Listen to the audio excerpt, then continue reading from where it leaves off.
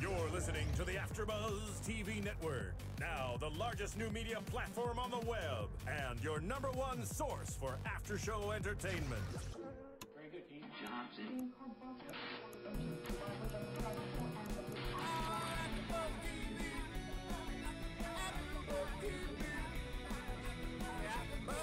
The AfterBuzz Studios in Los Angeles, California, presented by Maria Menounos and Bing.com, and streaming live thanks to Akamai Technologies. This is AfterBuzz TV's Don't Trust the Bee in Apartment 23 After Show. We'll break down tonight's episode and get you all the latest news and gossip. If you'd like to buzz in on tonight's show, you can buzz us at 424-256-1729. That's 424-256-1729.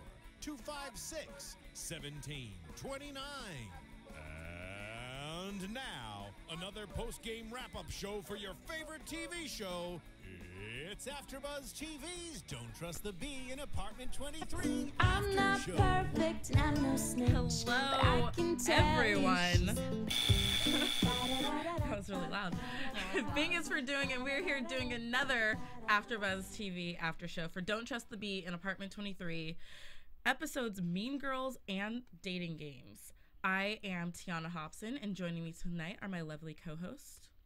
Hi, I'm Kristina Zias. Hey guys, I'm Annika Michelle. And I'm Jason Ikeler.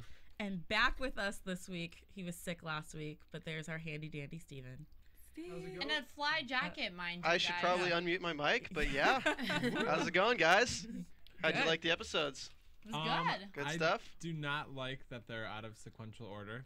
I'm getting really confused. Like, I watched the Sunday thing and I'm like, what's going on? And then I really liked the Wednesday episode more. I think I would like it if it was an individual episode, but like, watching it in the order, I don't like it. It's super confusing, especially because they switched it up from last week, too. Yeah. Where, like, the season 1 was on Hey, Christine, Sunday. can you make sure you're talking into the microphone? Yes, thank you. You can move it to the right if you need to as well. Yeah, but I got like it was confusing because I thought we were talking last week. We're like, oh, maybe all the new episodes will be on Sunday, and then the old ones from season 1 will be on Tuesday. But then they switched it this week again. Yeah, ABC, get it together. You're confusing your viewers, but I mean, the show's still funny. And I like the episode in and of itself. I just don't like it in the order it's set. Yeah. Yeah. All right, so let's dive right into episode 1, Mean Girls. June is, very happy to be in New York. She feels like she's getting the hang of things, but she still needs some friends, and she thinks that Chloe is her friend. Chloe is quick to set her straight on that, though. Super quick. Super quick, right? She's like, we're roommates, not friends, so... Which is an interesting line to cross, like, living with people, like, because... Oh, talking to the mic. Sorry, Steven. Just because when you live with somebody, it's hard to figure out because you're with them every day, but, like, are you roommates or are you friends? And then if you go out with your friends, do you have to invite your roommate? And it's a tough issue. Yeah. It is a tough issue, especially when your roommate's your boyfriend. Then what do you do? Oh, God. You know what I mean? You have to do everything together. How gross is that? Awful. Boyfriends. We're all single except for Kristina. Hey, yo. Holla. So, June has a day off of work. She's very excited to spend the day with Chloe. Chloe convinces her. She's like, oh, there is one thing I guess we can do. So they go on a crime tour of New York, which is kind of sick and twisted in its own special But Chloe that's way. totally what Chloe would do.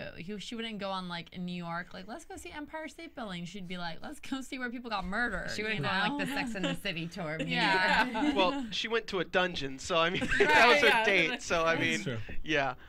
Well, and it was funny, too, because it was, like, one of those Hollywood home tours where you're on, like, the double-decker bus. Yeah, double-decker. And they're going to see all these, like, gross dead crimes. But it kind of sounds fun to me. I don't know. It would make me scared to live in the city because you hear about the stories all the time, but I don't know, it's almost not real because, it doesn't happen to you or it doesn't happen on your block, but going to actually see and with how many were happening, that would scare me a lot to be in the city. But that's just me. I don't know. Jason, you're weird. So during the tour, they're very clear to say that 6 girls have been murdered in the park this year alone, or this summer alone. So that's kind of ridiculous. Yeah, ridiculous. Crazy. Like in one summer, because remember we're back at season 1. They take a break. They go into the coffee shop where Mark is greeting all the crime tour people with their delicious treats. I forget the names he was using for some of the drinks, but it was all to do with like crimey type of stuff. You guys are looking at me like I'm weird, but No, I didn't write any of that down. No. oh, This is when Chloe was like, I want a snack, right? Yeah, I want a snack, and she has to go to the bathroom to do it because because there's a lot of cops cops around. And Kristina and I were talking about this before the show, before we started filming, but there is a lot of cocaine references. It's ridiculous. like, I've never recently. noticed it. Yeah. It is recently, right? Yeah. Like, did I miss it before? Like last week was the thing with the flour, and this week she like flushes the plastic bag The down. bag. Yeah, I don't know what that is about. Maybe they're trying to say that Chloe has a cocaine Either problem. way, it's really funny. It's hilarious, and I love that it's on Drugs are ABC. funny. I know. Edgy. Drugs are funny. So after a pep talk from her mom, June is determined to go out and, well, between her parents and Eli, the creepy next door neighbor, giving her the kind of pep talk as he's sitting in the windowsill in heels, about to go play basketball. They give her a little pep talk, and she's determined to go out and find some friends. So she makes some friends at Pilates class. Side note, I just want to say when Eli's standing in the window, my favorite part is like, living in a city alone can be hard. Oh my God, I was thinking that too. He's like, and so can other things. So creepy. I know. But I love how he has friends, and June's still sitting there like, you have friends? Like, where are you going? Yeah. And she's like alone, and this creeper has friends to go play basketball with. It's like if Eli, of all people, the creepiest guy on the block, can have friends, then you're kind of a loser because you don't have any. It's like obviously more than one if you're playing basketball, hopefully. Well, it's like, I mean, not to sound like a bad person, but guys aren't really judgmental of each other that much. We're just like, That's he's the true. creepy guy, but we'll play basketball, whatever. Girls are like, They're catty. And, Yeah. Which is a thing that happens with all these girls that she brings back to the apartment. Stephanie being the mean girl. The hotties from Pilates. Yeah, the hotties from Pilates. Hotties from group. Pilates, yeah. You know, they basically turn out to be typical girlfriends. Well, not all of them. Those No other two way. didn't Those really. are not like typical girls. Well, I mean, not. the stereotype of typical girl relationships is that, you know, they're awful. always kind of out to get one another, and you're always in a competition that you don't exactly know that you're in, Yeah. but you know that you're in it. Like one-upping each other and cattiness and stuff. I've seen it happen in friendships and Well, stuff. I love when June introduces Chloe to them. She's like, oh, I just realized I hate you. Yeah. What everybody's thinking. Like, these girls are just awful. She's so funny. And then Robin, actually, I think Robin is really good in this episode, the Yeah. creepy neighbor. And I like when she walks into and she's like, looks at all their matching shirts. She's like, stupid shirts. And then she looks at Chloe. She's like, I like yours. Dress like that, ladies. Yeah. This is how you should dress, ladies. Take notes. One of my favorite lines from that moment, too, was Chloe when she's talking about how she doesn't have girlfriends and she prefers to hang out with guys because they say what they mean, they like to have fun, and in a pinch, they have a penis. Yeah. Ding, ding, ding. I was like, you know what? That's why I like hanging out with guys, too. Yeah. Your mom would be so proud. She is. I mean, it's kind of true, though.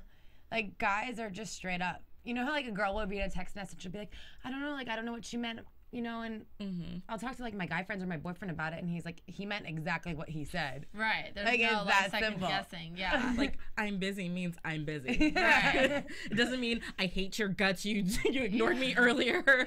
You know, don't talk So to me ever again, we're true. breaking up. It just means I'm busy. But girls are crazy. Tiana and I call that Taylor Swift crazy. Yeah, Taylor Swift cray. Why? I don't get it. Because she just gets crazy on boys. Like, Oh, yeah. Like Every white love girl song. crazy. Every song. Every song is is a different about- boy. She falls in love so fast. I feel you, Taylor. But when She is a hussy. when Tiona said that, one of my other favorite lines was she met the girls.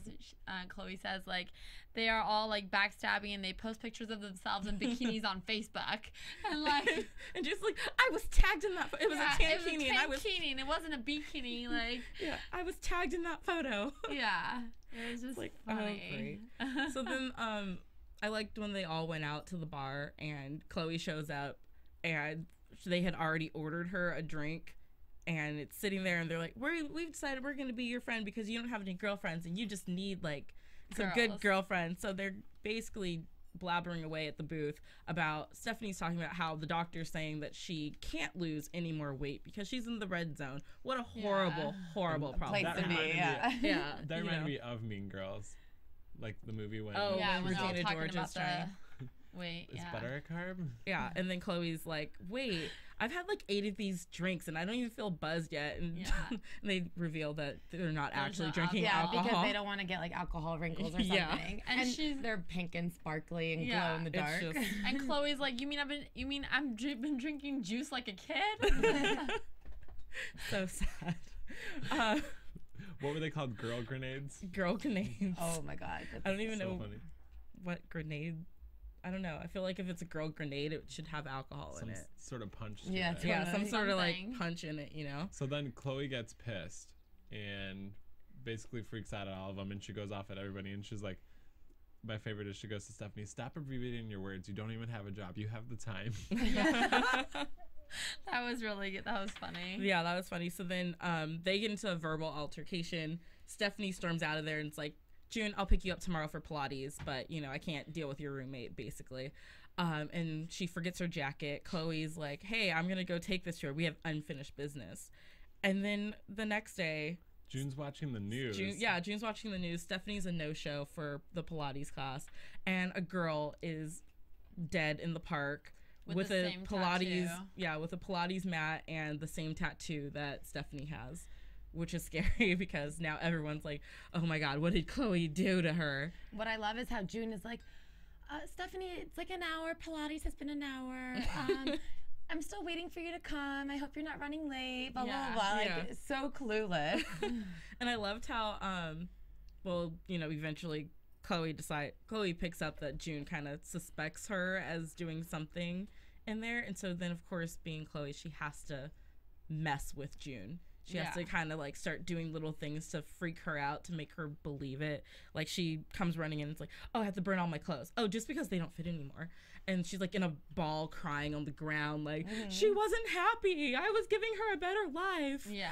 And I mean, that's just typical. Well, then it all wraps up kind of their back and forth at the coffee shop, and Chloe is like having her final breakdown. She's like, I gotta get out of here. Like, the police are coming after me. And she like rips a piece of June's hair out, and then June kind of goes a little cray and like steals all the money from the cash register and is like, you can go live with my aunt in Florida. She has Alzheimer's. She'll never know you're there. And we find out that June has been pulling one on Chloe the whole time. And that Stephanie is, where is she, on a cruise? Oh no, she was in Turks and Caicos with her boyfriend. Homegirl was engaged. And then she says on the phone, she's like, don't you know that our friendship is done? Don't you know that girlfriends are just and then they're fillers for the boyfriends? Like, which is so messed up. It is messed up, but girls do that sometimes, unfortunately. Yeah, girls be cray. And then I love that the whole time this was happening, James is mentoring a young, like, at-risk youth. Because he needs more good PR. Yeah, he needs good PR. And her name's Kim. She was such a cute little black girl. She was He called her his mocha butterfly at one point, and I was like, oh, I want to be someone's mocha butterfly. Well, and it's funny, too, because I love when he tries to do these charitable things as a celebrity. Yeah. And she's, like, on the subway getting bullied, and then you just see the subway drive by. He's standing there, like, waving. He's like, oh, shoot, this is real. Like, this is really happening. Like, sorry, bitch, I'm not getting in on that. I'm not in this. And then he does change his mind and tries to help her out by making her a designing woman, which was so outdated. Ridiculous. Luther gives him a makeover, or gives her a makeover, and what do you want her to look like? A full-figured Emmy woman. She looked like she was 40, like in her outfit. Yeah, she did. My favorite is how she gets the bullies off of her back by kicking his ass. Yeah. You know I got to kick your ass now. Right? Like, she was just so adult and cute, and she looked like a little old lady. Doing so it, too. proud of Doing her. it. So proud of her. So the youth. The youth. So that wraps up that episode. Yeah. Before we get into the next one, we want to remind everybody to go onto iTunes, search Don't Trust the Bee in Apartment 23 under AfterBuzz TV Network, and give us 5 stars and nice comments, and then we'll give you a shout out on the show. Oh, yeah. Now let us go into next episode, and let's get this awesome episode. Yeah, Steven's excited about this one because he got to Because I got to watch this one. Plus, I mean, we don't mean to rush you guys. We just... Yeah.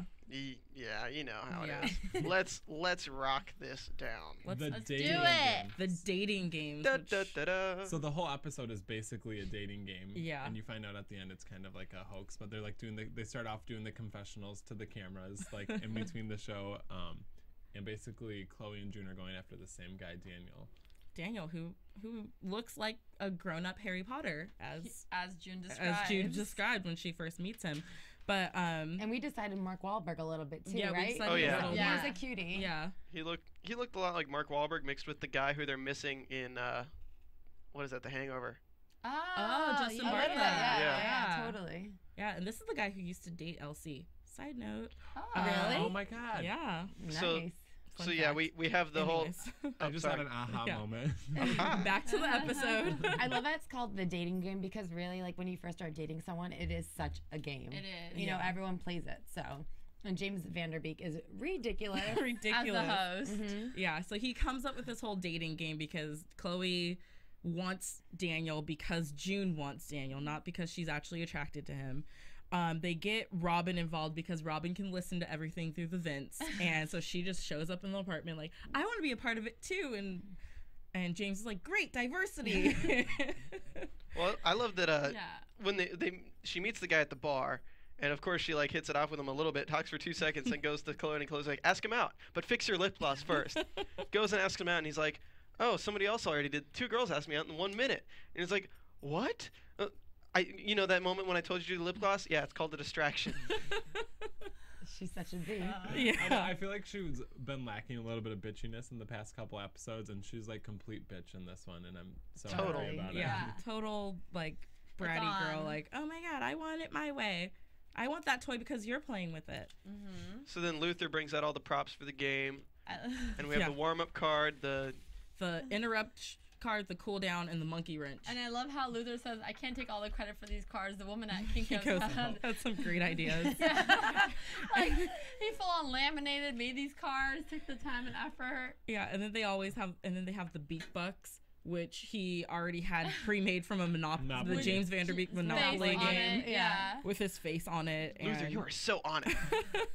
So then the premise of the game is that they have to go on 5 dates with this guy, and then he can no pick, sex but there's until no the 5th sex. date. No sex. Which obviously Chloe's not interested in anymore until she realizes that June really wants this guy and is totally in. Yeah. So June goes on her date, the ideal date, which they had to switch the options for. So June and Daniel's first date is at the dungeon, which is completely not June at all. She feels uncomfortable. Daniel's even like, I'm surprised you picked this place. It's like a BDSM bar or something. Yeah. I love how she's wearing pearls and he's like, I'm just confused because I don't know why I'm wearing loafers here. Like, I wish I would have known. And then Chloe walks in and interrupts the date, and she just throws all the cards down on the table and makes up this rule that if she throws the cards, the date has to end. And so she kind of gets that date, and as soon as she sits down at the table, she's like, okay, that was date number 1, 4 more dates so we can have sex. And then pizza's out. Not even interested. Like, all right, that was fun, thanks. And then James is talking to Mark the next day, like, okay, this is going great so far, but like I need a curveball to throw at them, and realizes that Mark still has a crush on June, and that he could kind of use that as the mind fork. As his mind fork. That was a funny scene too, because they're playing that like buzz game to figure out who gets the mind fork, and the answer to everything is the movie The Help. I don't know. And then the other girl's like, I don't know either. We're just the same. No, that doesn't count. Hey, where was Robin's date? That's my question. She wasn't interested in going to find him. She should have gotten one date at least. That would have been really funny, actually. I think she just wanted to date with Chloe. She wanted to share that pot pie. Yeah, she wanted to share that pot pie. She should have just like together too. She should have been at the park after you like cracked the egg and just sat in the seat and says, "Hey," or and then walks away or something. Oh my gosh, the park scene! How funny, awkward was that on Chloe's date with him? She's sitting on that chair that she rented the whole time. Like she rents this like throne type chair. I mean, it wasn't like a folding chair. Yeah, it was a big ass chair. Yeah. And then she's like, oh my God, this is so boring. And Daniel's like, this was your idea. She's like, do you want some food or something? I have whiskey and or an egg. And an egg. That's not even a hard boiled egg. He like cracks it. It goes everywhere. And then she's just like, oh yeah, make sure you return that when you're done, because I love how he's just sitting on the ground the entire time, like in the dirt. I don't know how he didn't realize something was off with these 2 girls that he was dating at the same time. Yeah, I was going to say he's a really good sport about all these weird dates. Like, he continues to go on them. And then they meet up with him again when they're at the diner with his great aunt. They kidnapped his great aunt. From her nursing home. Yeah, from her nursing home. It's like 90-year-old great aunt who's got an oxygen mask on. Which Chloe calls her face hat. I like your face hat. How ridiculous is that? So funny. So what do we have? Like we have mouth doors, or what was it? What? Mouth doors. When Mark is really drunk and is talking about. Oh yeah, he does call it your mouth doors because he couldn't remember the lips. Yeah. Oh. So we have mouth doors, now we have face hat. That's so good. We gotta like think of different things to call things. They always make fun of handicapped people on the show too, and it's really funny. Drugs, handicapped people. There's like no limit. Because on the reality show that Mark and June are watching at the beginning of the episode, she goes, "I haven't had to do anything this hard since I beat cancer." Oh yeah, like, wait, what? Wait, by the way, about that reality show is I love how that girl in it looks miserable the entire time. She like it looks like she's about to cry from like pain, not from joy. And I love how it's like a coil, like spring into May. Yeah, spring into May. So after this whole lunch with Daniel's great aunt goes terribly wrong because the double mind fork was that Daniel shows up and it's like, James Vanderbeek calls me and tells me that you kidnapped my great aunt. Like, this is crazy. You're crazy. Leave me alone. Chloe then goes to him at the old people's home, and between her and the great aunt, they convince him to give June another chance, which is nice because June really liked the guy. Well, like so she thought. At the table, June actually says things to the great aunt that makes sense. Yeah. So like the great aunt, of course, is going to be on her side a little bit. So it's kind of a sweet moment. It's like, and James Vanderbeek is immediately like, "That's great television." She said, "Go to her." She said, "Go to her." Oh, like right into the camera, like, this is great television. It's like, James, you're not recording anything. Yeah, like Luther pointed out, your microphone isn't even plugged in. Okay, what about Luther, who like finally says this show sucks? Oh, yeah. You know, that was a big step. Look, I don't know what Luther was talking about. This is great. And I love how he has like that connection with Diet Dr. Pepper. He's like JVDB with DDP. That is funny. I was reading that Roach and Apartment 23 tweets, and they were tweeting back and forth with all the cast and saying like it's all about the money. Like somebody tweeted Ray Ford and they said like, we're replacing your character with Diet Dr. Pepper for the rest of the season. Because they paid like a buttload of money to be like sure. Sponsored in this episode. I really like that kind of product placement. Like it's funny and it's obvious, but it's totally you're obvious, making fun of it. You're not trying to make it look natural. It's like the same concept as breaking the third wall for comedic value. Yeah. It was nice. Instead of just every scene they're drinking a Diet Dr. Pepper, it's like, look at that. And they don't talk about it at all. JVD, DDP. Yeah. So then Daniel shows up at June's apartment after Mark has texted her to say like, "Hey, I'm not feeling good," because he's feeling awkward because she knows that he has a crush on her, but they're just awkward now for a little bit. And so things are just awkward with Daniel. He's talking all through the reality show, which is a pet peeve of mine. Don't talk while I'm watching TV. Yeah. Do you want a burrito, Tiona? I would love a burrito. Oh no, I was bringing up the joke. Okay. The joke. No, burritos are like they're hiding their ingredients from me. Why would I want something that hides a burrito? They're like buying shoes and not taking them out of the box. No, actually, it's not like that. It's very different. I think he's a little OCD. I don't like egg rolls either. You see where this is going? I feel like that would be a deal breaker for me. Like no burrito for that reason. Like burritos are my main shit. Yeah. Oh wow, you said the S word. Oh, we can't say that one. Sorry. My main crab. It's like taking a grocery bag and filling it with all your favorite food. It's like, I don't trust it. Burritos are my crack. Oh, Tiona talked about drugs. Cocaine's a hell of a drug. So then Chloe, as June has decided that she needs to go be with Mark instead of at home with Daniel watching the show. And there is a very funny sexual reference when she walks up. She's like, "Would you like my burrito?" We're all kind of like, "Oh." They're like, that's what the kids are calling it these days. My burrito. My tin burrito. Yeah. So it's like almost the moment that we've been waiting for all season of this season, with Mark and June kind of finally getting their moment, and doesn't really happen, but they have that irony line there. The ironic line.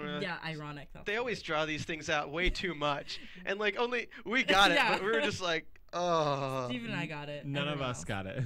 It's like, they drag this out, and so of course they're dragging out this relationship, this love thing, and so then it ends with the big reveal that no one's actually in a confessional. They are kind of in a confessional. They're being questioned by the police because they don't understand. Because Daniel's great aunt has gone missing again.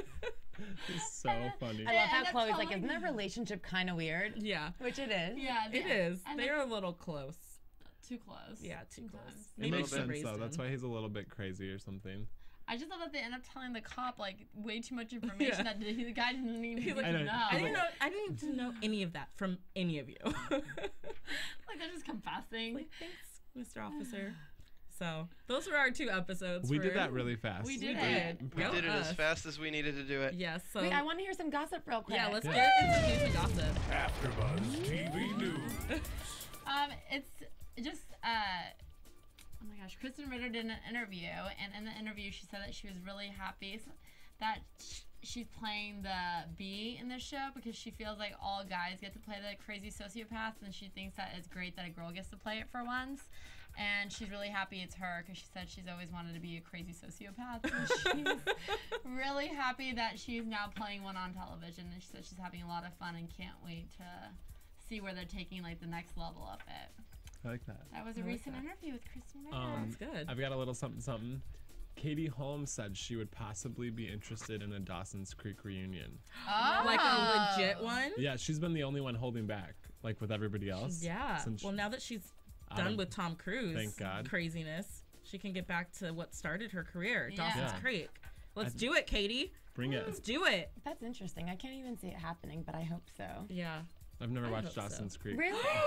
Netflix that. I know. Oh, I need to. The entire series is on Netflix. Like, get on it. Is it? I'm gonna have to start I- watching it yeah, again. I started rewatching it. I'm on season 2 now.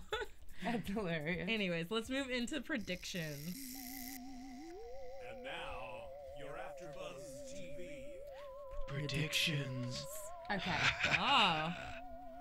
When do you guys think the big makeout scene's gonna happen? Between Mark and June, you mean? Yeah. Ooh. Yeah. I don't think it's gonna happen anytime soon. No, I think right? maybe like season finale. It'll be drawn out.